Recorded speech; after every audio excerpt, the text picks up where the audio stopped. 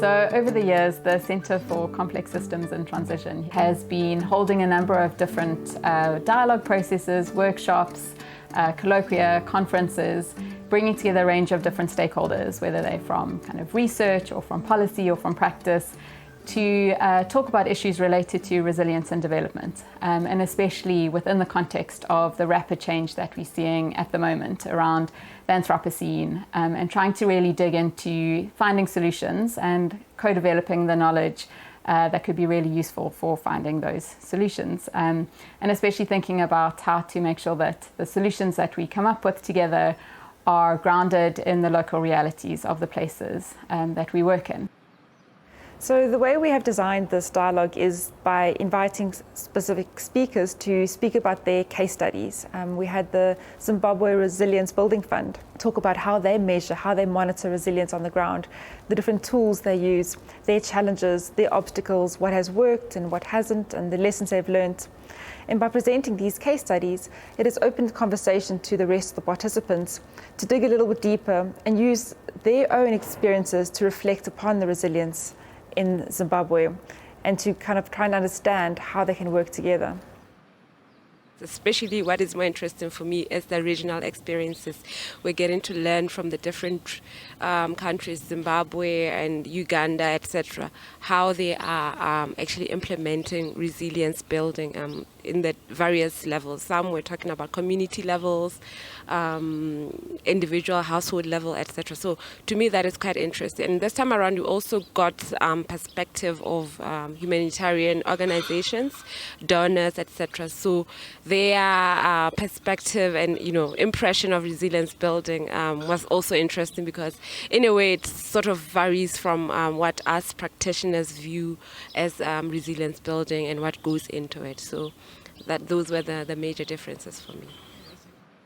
This second dialogue was really learning from experiences of people who are doing work on resilience. And the motivation from this second dialogue was that let's do more in terms of collaborative work, in terms of communication about resilience, in terms of capacity building for resilience. And I think the challenges for the donors and for the different people who attended this second dialogue to keep the dialogue going, to keep the work on resilience going, and to fund it or to get funding for resilience for this work to continue. For the practitioners who are at this dialogue, for them it's also a very important platform in the sense that they get to check against other stakeholders working on the same topic, whether they're on the right course and so on, and gives them an opportunity to, if you like, to draw any lessons from this room, to go back what they're doing on the ground, to reimagine the work they're doing in a different context. Over the last year or so, we have transitioned from what you call the NEPAD agency to what is now formally officially called the African Union Development Agency. So sometimes I may interchange that, but I'm referring to the same thing.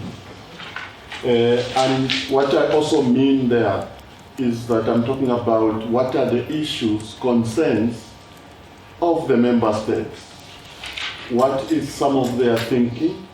What is some of their aspirations insofar as development in general is concerned, but also issues of resilience, issues of sustainability that they're having to deal with. And I want to start by marking 2 points that comes out all the time in various ways, and sometimes, in fact many times, the discussion point is not going to be resilience, it's not going to be sustainability, but those elements will come up when you're talking about development. The first point is that member states, and I mean government, I mean civil society, I mean various players at national level, are actually much, much more conscious about integrated approaches. I think we focus too much on the technologies of addressing the issues that the communities are facing so that they can replicate it on a larger scale. But we probably should be focusing on tools and just giving them the tools to be able to maneuver their own way So we use videos as a way to communicate some of the work that we do, but also to try and put it on a platform that can be accessible to people around the world, and hopefully share some of the insight that we've gained through these really kind of deep processes where people have kind of shared and learned together.